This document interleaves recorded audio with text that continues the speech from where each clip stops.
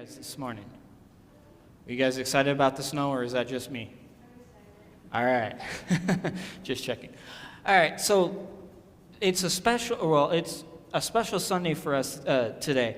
This is the last Sunday of the church year. So I want you guys to do me a favor. Do you see the banner right there on the altar?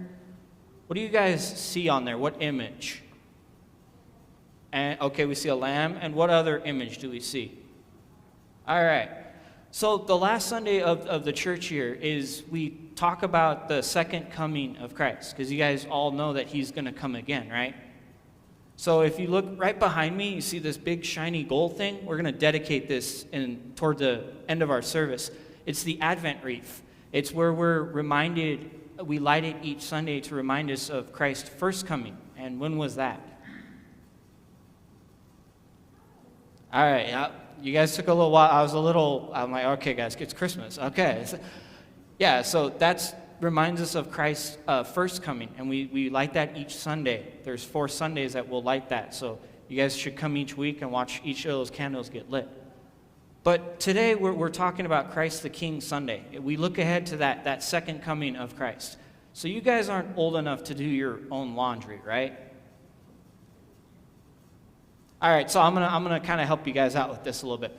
So Jesus is talking to his disciples. He's teaching them, and they ask him about the end times. And he tells them when that second time, when Christ comes at the end of this world, he's going to begin to separate people.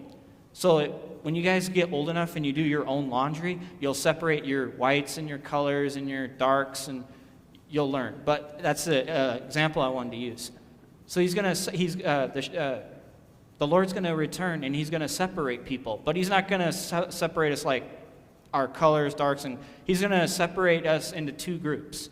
There's the believers, those who have been baptized into his son's name, who's received the mark, the forgiveness of sins. And then he's going to have the unbelievers. Those are those who have denied the gift that God has given to us, salvation, his son, Jesus. And so he's going to separate them into these 2 groups.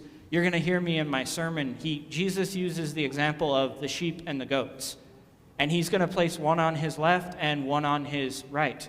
The sheep are going to be on his right, the believers, and the unbelievers, the goats, are going to be on his left.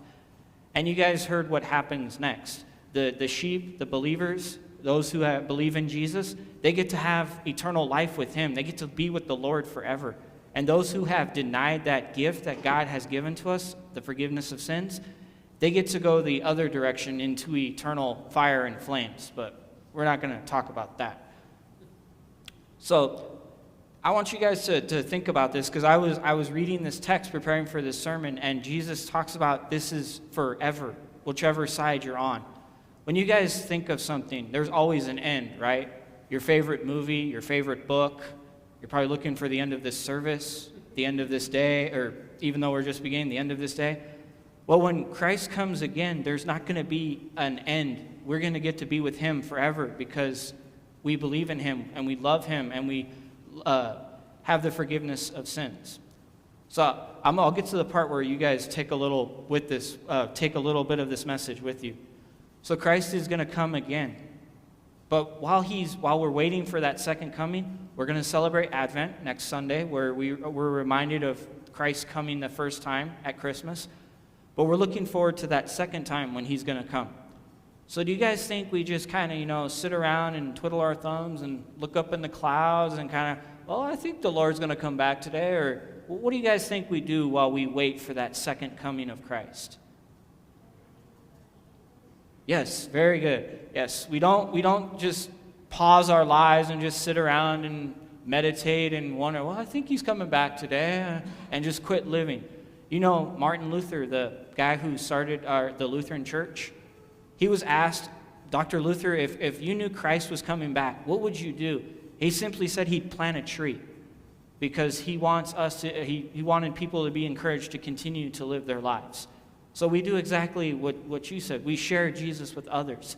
And we do that until our King comes back at the second coming. So you guys think you can do that? You can continue to share the love of Jesus? You don't have to do what I'm about to do and preach. You can do it through your actions, through maybe how you act toward people, what you say to people. You don't have to just hit them with Jesus. You can do it in other ways. So you guys think you can do that as we get ready for this Advent? All right, so would you guys pray with me? Dear Jesus, thank you for coming. Help us to be watchful for your second coming. To tell others about your love so that they can have eternal life. And all God's children said, all right.